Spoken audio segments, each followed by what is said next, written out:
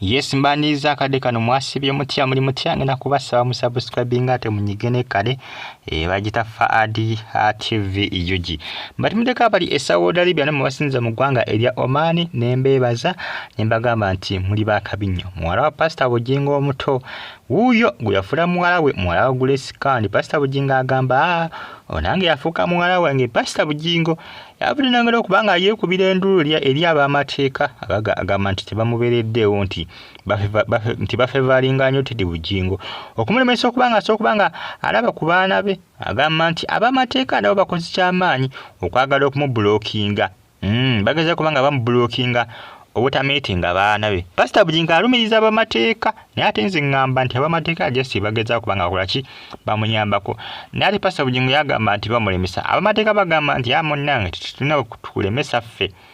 tugezaako kukuyamba naye yagamba nedda temwenaye munyamba just mumblockinga bublockinzi obutageza kubanga nsokubanga nkolaki ndaba kubaana bange jukya Pastor Bugingo yabudde nakulu ndwandi nakulu akumeka lwakusatu lwakubiri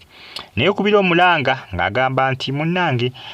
amaze ebbanga nebbanga ngatalaba kubaana be nti akoya akamanyiro yagamba nti Teddy Bugingo nti kano yakafula akamanyiro lweso nga yafuna baalo yabe abageza kubanga bamulemesa okwagala okubanga alaba kubaana be Pastor Bugingo jukira Grace kane mwala we munnange yamutwala wa Susan Makula era Pastor Bugingo agamba nti munnanga to babange babangana kangibe nga ndi nono omuto Pastor Bugingo ali mukulajana abamateeka tebamubeereddewo baba abamateeka tebamubeereddewo jukira ebisebe bali bagala okolya divorce abasinga bagamba nti abamateeka bafevalinganga Pastor Bugingo ebisere ebyo naye Teddy Bugingo yakola ki yagana jukira nabagamba nti divorce mulina okukkaanya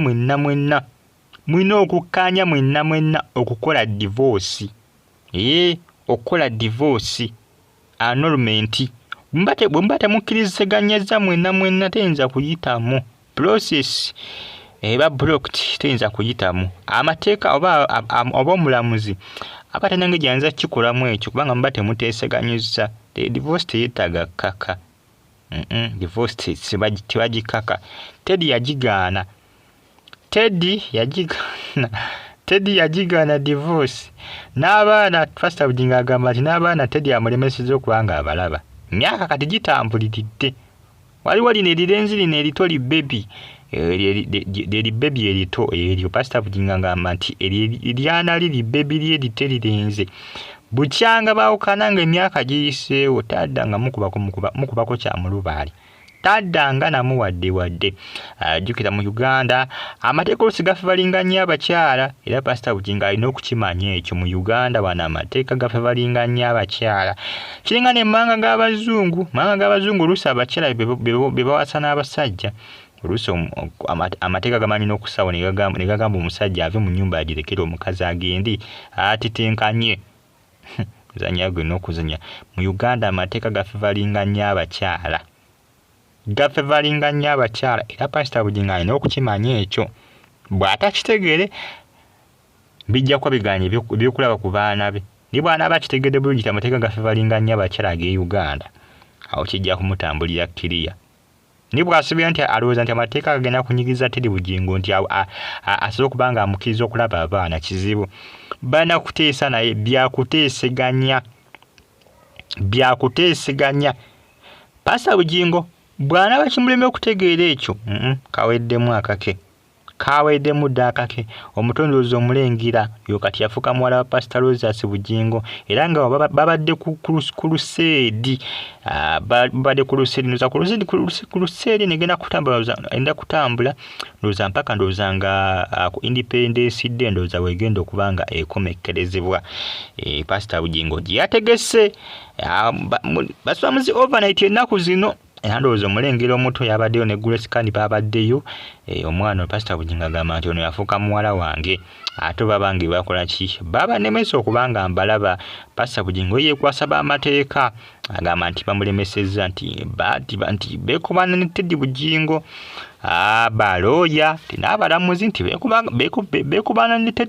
Teddy Bugingo nti okola ki ndio kubanga bamulimisa okubanga asokubanga alaba ku baana be. Munange bye bitambatambula kadde kano ku social media bagita Faadi TV UG. Bagamba nti mwongera okubanga mumfollowinga Pastor Bugingo jjukira yafunye bapulida abalala kusa ne baloya abalala olabika nga bamuyambako ku nsonga eno n'ebikyaganye. Nkibagambe ne bagamba nti amateeka Uganda gafe balinga nnyo abakyala. Gafe balinga nnyo abakyala. Abasajja oluusi bakigwamu, oluusi balugwamu nnyo. Uzanya guno okuzanya kati Pastor Bugingo musaaside nnyo. Ebibye baba bikyali bya lusuubo nnyo.